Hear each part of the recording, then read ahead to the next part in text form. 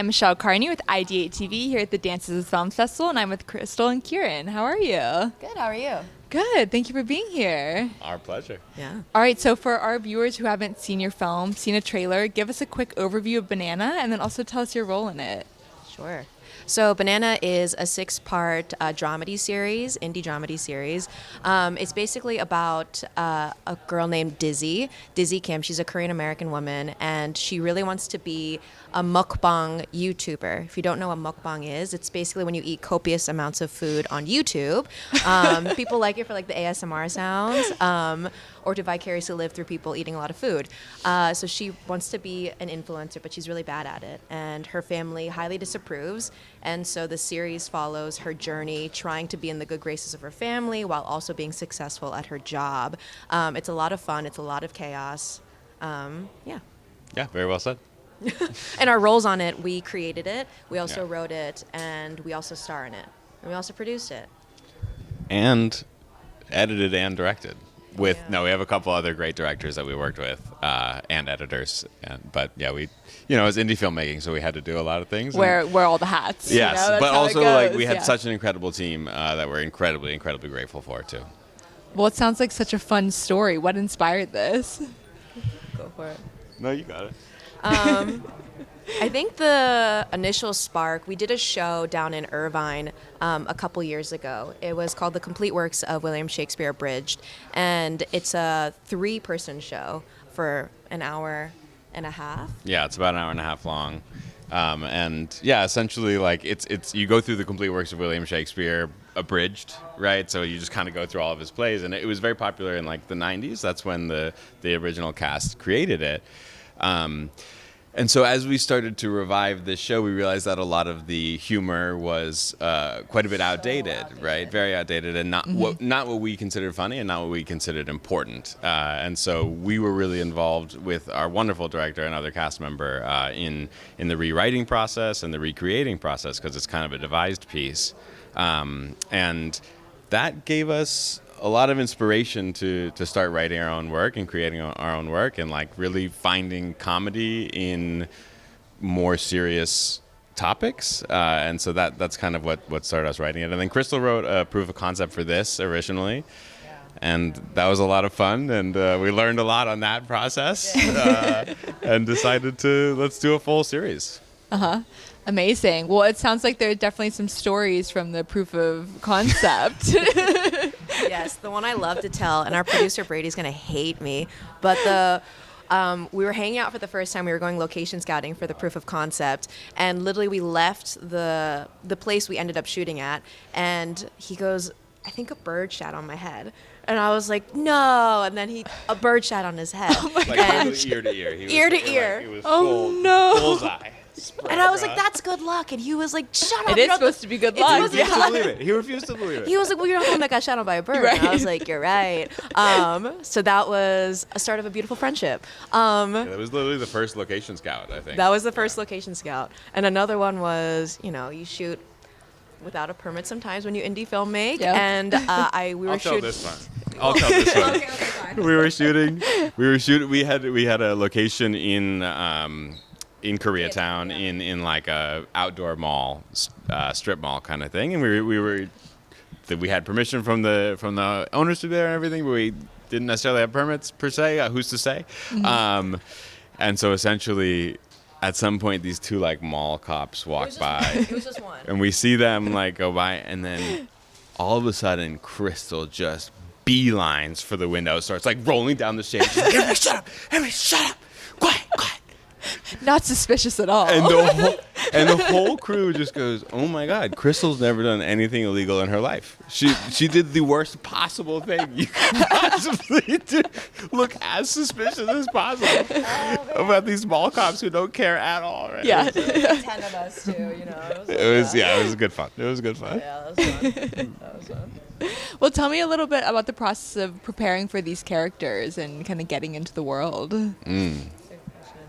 Well, we wrote the series, right? And so I think because we were actors first, we've been performers for over 15 years. we're child actors. That was my of first course. thought. I was Right, like, yeah. they came out of the womb Right, acting. absolutely, You know? right. Child actors. I'm 21. We very much wrote it with our voices in mind, right? And so, while the characters are distant from us, they're also very much pieces of ourselves. And I think like we didn't have to do a bunch of character investigation because as we were writing it, we had already done that work, right? And so that was actually really interesting how different that was of a process for us compared to when we normally act in something because we kind of already knew what we wanted to do. Yeah. And so it was more about executing it and still finding discoveries and play in the moment. What about casting and finding the rest of your team? Yeah, you want to? Ooh, casting was particularly difficult with casting my family. It had to be a Korean American mom, dad, and grandmother. And, you know, there's some wonderful actors out there, but they're few and far between, especially in that age group. But we were especially lucky with our casting director, Mark Droder. He has a lot of experience casting Korean American projects. And so we got very lucky. We got Esther Moon to play our mom. She's in Minari. Jungman Kim is in Euphoria and Beef. And then the ultimate win for me was finding Alexis Ree, who was in Black Panther. And it was just, we saw their tapes and we were just like, oh my God, this is them. It was a long road getting there, but once we had the cast, we just felt so unbelievably lucky. I feel like we wanted to tell a story that gives the perspectives of not just our characters, but the perspectives of her whole family. And we really wanted to let those perspectives shine and so the cast really, really depended on those older characters. Yeah. And so, yeah, I think Crystal already said it, but when we found Alexis, you know, that's Crystal's grandmother, right? It was difficult to find an actor in that range, especially who's willing to work on such an indie project with such a small budget. And actually, the story is Alexis told us that her agent, she got it through her agent, and her agent told her not to do it because it wasn't enough money. But she read the role and she was like, I really want to do this because as an older Asian woman, especially, she like hasn't had opportunities to do roles that are so playful and silly. And actually, her role is not very silly. It's pretty silly. You got to watch episode 4 to find out. But we have a whole episode kind of devoted to her where she got to really do some exploration. Yeah. And I think it just meant so much to us that she wanted to be a part of the project, and she was so wonderful to work with. So, yeah. Yeah. She's awesome. Amazing. What are you hoping that people take away from this project? You got one? I think what I want people to take away from it is, I think it's a second generation Korean American story, and you know, representation is very important, la-di-da in Hollywood, of course. But I think the thing that I'm really proud of that we did is we spoke from a very specific point of view about our experience, and we went to Series Fest a couple weeks ago. And after our screening, it was just so lovely. People came up to me who are not Korean or Asian even, and they were just like, oh my God, like that moment reminded me so much of like my Latina grandmother, or like that reminded me of like my uncle. And it was just so inspiring to us and rewarding to see people resonate with it across cultural lines in so many different ways that I would never have imagined when we were making this project. Right. And so I think it just speaks to how specificity is universality. And I think I want people to take away like that these representation stories don't have to be so serious, and like they can talk about very serious things. Like in ours, we talk about my feelings of cultural whiplash. Like I grew up being bullied for being Korean, but now like everything about being Korean is like cool, and then I'm so confused by it. And that's like a very serious topic to me, but we also have so much fun in our series. It's very high energy and playful. And so, yeah, I think I want to encourage people to find the fun. Fun can live alongside the pain, and both can be true at the same time. I think along the specificity is universality theme, it's also just we hope that people find the humanity in these characters, right?